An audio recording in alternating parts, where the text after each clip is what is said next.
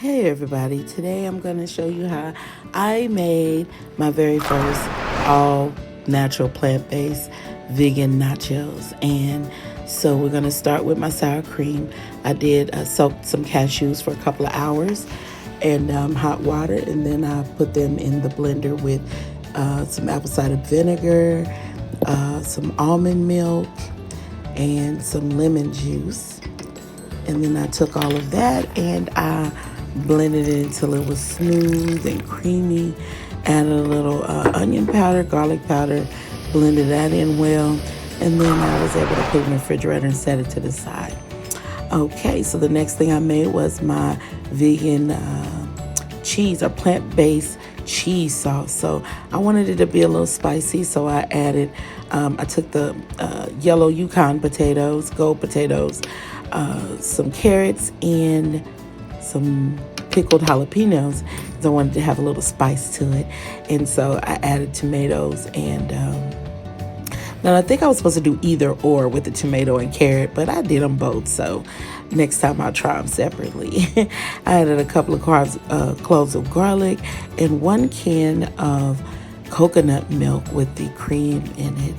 All right, and then I added a half a cup of nutritional yeast. I ended up adding another 1/4 cup just for good measure because I like it. So I had a half teaspoon of cumin, some garlic powder, some onion powder, some smoked paprika, and so then and a little bit of salt.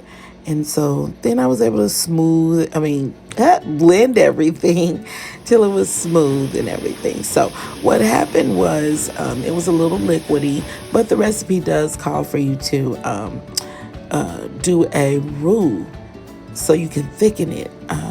It had a pretty decent texture. It was just a little loose to be nacho cheese. So our cheese sauce wanted a little bit thicker. So I made my roux with 2 tablespoons of plant-based butter and 2 tablespoons of flour.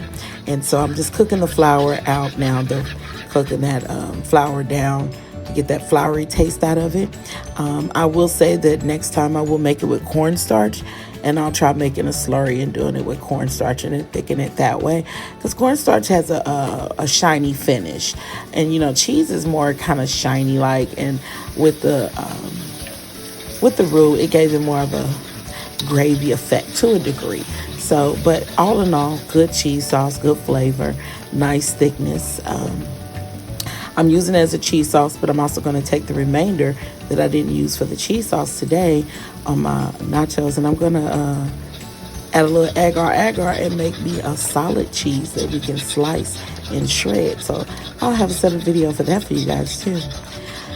All right, so once I was finished with my cheese sauce, we moved on to the meat and of the nachos. So I'm gonna I normally use pecans, but this time someone gave me a bunch of walnuts. So I thought, well, let me try the walnut meat. So I boiled the walnuts for about 10 minutes or so. Then I just put the top on and let them sit in the hot water for about 30-40 minutes while I was doing some other things, and let them get soft. Soft enough where I could touch them and just break them up really easy with my hands. So I put those in the blender, and I like to use mushrooms. The baby Bella mushrooms, the brown ones. I like to use those, and I just break them up with my hand a little instead of chopping them up. No need to get out a cutting board and get the dirtying up extra dishes. They just break up really fine, and put them in the blender with the walnuts. So I pulse those maybe 6-7 times. You can play it by ear, depends on how powerful your blender is. And I just pulse them until you get like a little small crumble. You don't want to do it too much, because then the nuts start turning into butter, and you don't want like a walnut butter or anything. So you just want to get a light crumble on there. And if you see little thick pieces, it's okay. The mushrooms do cook down. And so I put a couple of tablespoons of olive oil in the pan, chopped up some onions, because I love onions in my taco meat. And I'm going to let those simmer up a little, or saute up a little bit.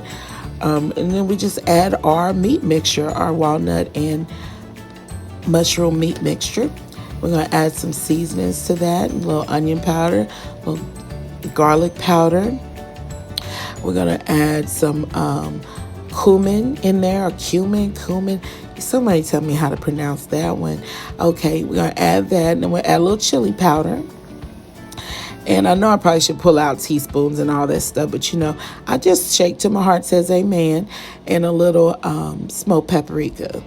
And you can put salt in there if you want. I didn't put salt because I went on and added the taco seasoning. And taco seasoning has a little bit of salt in it. The one I have is very light. It's not salty at all, which is what I need.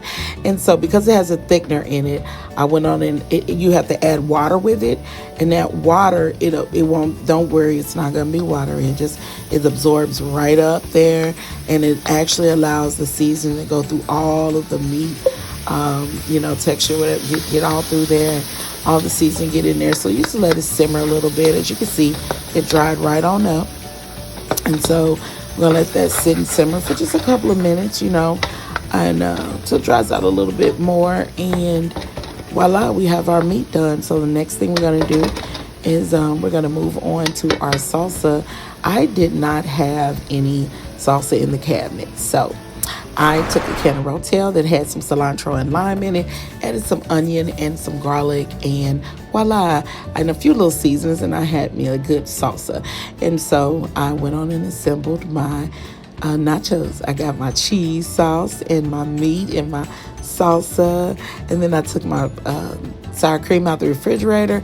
And of course, I did not have any cilantro on hand, so I used the dried cilantro I had in the cabinet, sprinkled some of that on there for a little extra flavor, and oh my God, it was so amazing. Yes, completely plant-based nachos. Amazing. You guys got to try this. Thank you for watching. It was so delicious. Bye.